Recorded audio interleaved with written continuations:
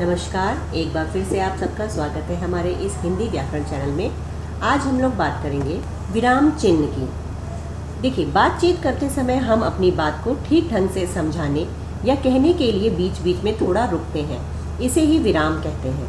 विराम का अर्थ है रुकना। लिखते समय उस विराम चिन्ह को दिखाने के लिए कुछ चिन्हों का प्रयोग किया जाता है।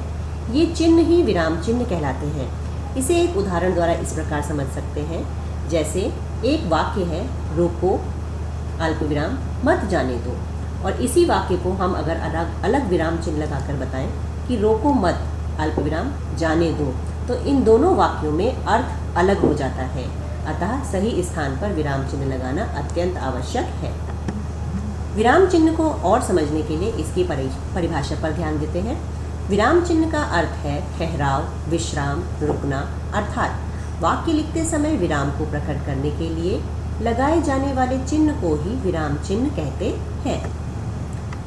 हिंदी भाषा में निम्नलिखित विराम चिन्ह प्रयोग में लाए जाते हैं। जैसे पहला है पूर्ण विराम। पूर्ण विराम का शाब्दिक अर्थ है पूरा रुकना। इस चिन्ह का प्रयोग वाक्य के पूरा हो जाने पर किया जाता है, जैसे मेरा नाम प्रीति है, पूर्ण विराम। दूसरा है अर्धविराम। अर्धविराम का अर्थ है आधा रुकना, अर्थात पूर्ण विराम की अपेक्षा कम देर रुकने के लिए अर्धविराम का प्रयोग किया जाता है।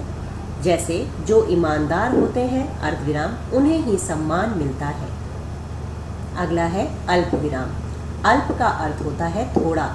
इसमें अर्धविराम की अपेक्षा कम रुकना होता है। जैसे राम अल्पविराम, लक्ष्मण अल्पविराम, भरत और शत्रुघ्न दशरथ के पुत्र थे। अगला है प्रश्नवाचक चिन्ह।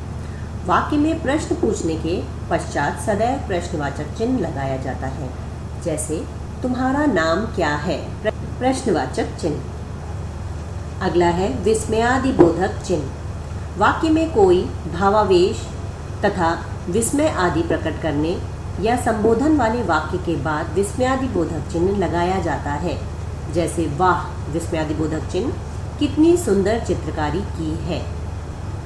अगला है योजक चिन्ह। इस चिन्ह का प्रयोग शब्द युग्मों के बीच में द्वंद्व समास में तुलनात्मक स्थिति में प्रयोग किया जाता है। जैसे सुख दुख तो जीवन के दो पहलू हैं, यहाँ पर सुख और दुख के बीच में योजक चिन्ह का प्रयोग किया गया है। अगला है निर्देशक चिन्ह। निर्देशक चिन्ह का आकार योजक चिन्ह की अपेक्षा कुछ बड़ा होता है। इसका प्रयोग निर्देश के लिए किया जाता है। जैसे माँ ने कहा बेटा सदा उन्नति करो, यहाँ पे निर्देशक चिन्ह का प्रयोग किया गया है। उद्धरण चिन्ह। किसी के द्वारा कहे गए कथन को ज्यों का त्यों लिखते समय अथवा किसी पुस्तक से लिए गए किसी मूल वाक्य को उतारते समय इस चिन्ह का प्रयोग किया जाता है। जैसे जय जवान जय किसान, यहाँ पे उद्धरण चिन्ह का प्रयोग किया गया है। यह चिन्ह दो तरह के होते हैं, इकहरा उद्धरण चिन्ह और दोहरा उद्धरण चिन्ह। अगला है विवरण चिन्ह। किसी विषय के विवरण या व्यापक जानकारी से पूर्व इस चिन्ह का प्रयोग किया जाता है। जैसे भारतीय सभ्यता का सूत्र है सत्यम शिवम सुंदरम, यहाँ पे विवरण चिन्ह का प्रयोग किया गया है। अगला है कोष्ठक चिन्ह। वाक्य से संबंधित ऐसी जानकारी जिसे अलग से देना हो उसे कोष्ठक में दिया जाता है। कोष्ठकों का प्रयोग प्रायः वाक्य के बीच में होता है। जैसे सिद्धार्थ कोष्ठक गौतम बुद्ध की पत्नी का नाम यशोधरा था।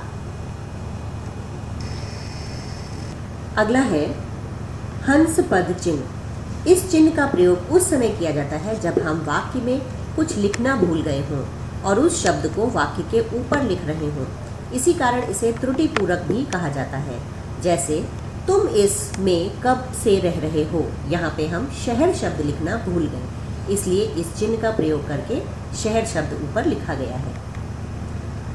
अगला है लाघव चिन्ह। किसी शब्द को पूरा ना लिखकर केवल प्रथम वर्ण लिखने के पश्चात यह चिन्ह लगाया जाता है।